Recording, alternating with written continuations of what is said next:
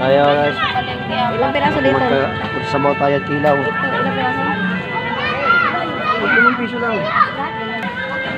Kamatis. Uli. Luya. May luya, 3. 5 po? Ay, 3 lang. Sabaw. 5 na. Ay, sige, 5 na. Pila tanan. 30 po. Nagtutula pati.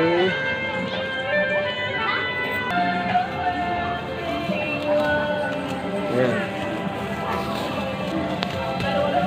Sayang sa pagkataon eh. Oh guys, meron tayong isda. Ilaw kami ngayon. So guys, tagal-tagal na tayo hindi nag-ilaw eh. Kaya magkikilaw tayo ngayon. Ang kikilawin pala natin tong yan, sariwa yung bumili ako ng isda na sariwa. Yan. Basta sariwa ka ng isda, pwede yan. Tapos 120 dito kalate, no? Pati itong guso. Yan tawag. Di ko alam ang ano sa Tagalog dito eh. Pero merong parang kapares ito yung isa, yung lato. Pero ito guso to. Yan ang mga pagsama-sama natin para sa kilawin. Ito yung mga sangkap. May pipino tayo. Yan. Sibuyas, luya. Tapos sili. Tapos kalamansi. Ayan, mapaasin natin. Ayan, samahan nyo guys. Umpisa guys, linisan natin itong isda. Tanggalan natin ng hasang. Bale, hindi naman natin pakilabangan yung ulo eh, kaya tanggalin na natin. Tapos buntot.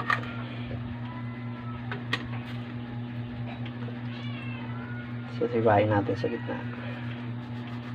Yan. Yan.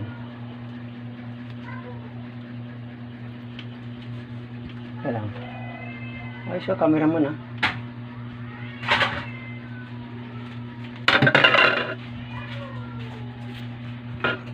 Tapos syempre, hati-hatiin natin yan sa maliit para sa kilawin. Ayan.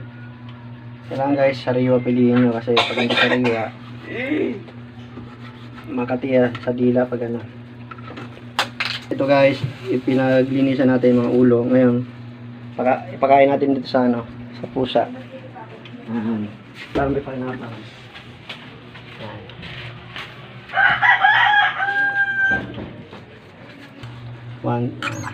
Gasan natin guys. Gasan natin ng suka. Lagyan natin ng asin para medyo mawala yung langsa niya. Yan. Yan suka.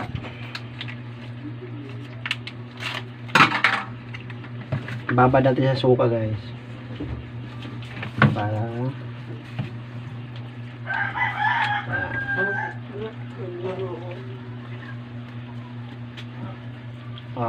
lagyan natin ng asin. Yan guys. Para at nilagyan lang nga ng asin ang ating isda at haluin ang isda. Ganito ang paghalo ng isda. Okay guys, magagiyat naman tayo ngayon ng sibuyas para rekado natin doon sa ating kilawin.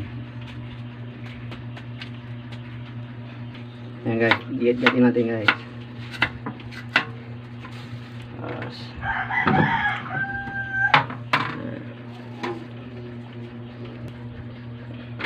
Tapos si pipino guys, mas masarap kasi pag nilagyan natin ng pipino yung kilawin natin.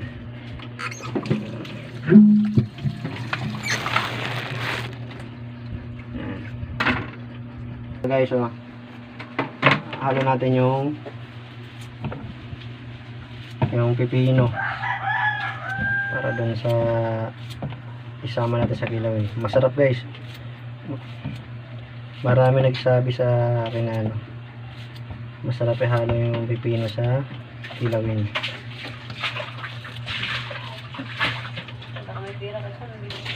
Siyempre guys, next natin yung ating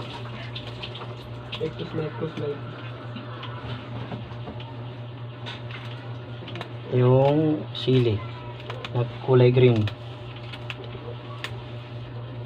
Ayan. Para ilalagyan pa natin ng labuyo yan mamaya. Ayan. Katingnan natin. Yung iba guys, pag nagkilaw nilagyan nila ng gata eh. Masarap din siya. Kaya lang sa traditional way ako nakilawin yung kalamansi lang. Ayan. Ayan guys.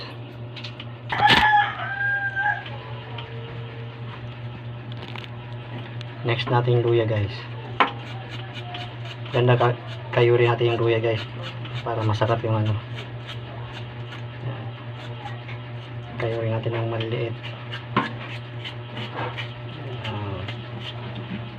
At syempre guys malinis yung kamay ko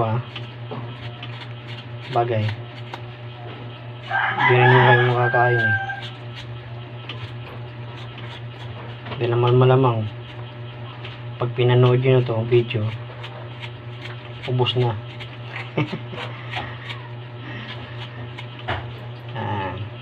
Ayan guys. Guys, nag-juice na pala tayo ng ano, kalamansi juice para ihalo natin dito. Halo natin. Ayan. Wag lang natin isama yung ano, buto para yan, may nahalong buto pero tanggalin natin yan. Ayan. Ayan guys, ayun na po yung finished product ng ating kilawin. Ayan. Ayan guys. Meron siyang pipino, may guso, may isda. Ayan. Guys, ako din naglinis. Yan po yung finished product natin. Ay, mukha ko tuloy na kita. Yan.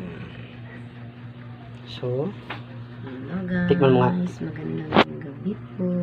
Tingnan mo nga. Ito po ang Yan. special. Sarap. Ganun. Masarap sana din kung may cook. May cook daw. Kasi yung ayan, pwede sa akin. Ito natin kay Princess. Masarap. Ito po, may guso, may pipino.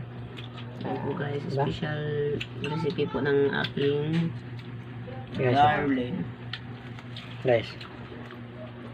Ito na po nga. Namit.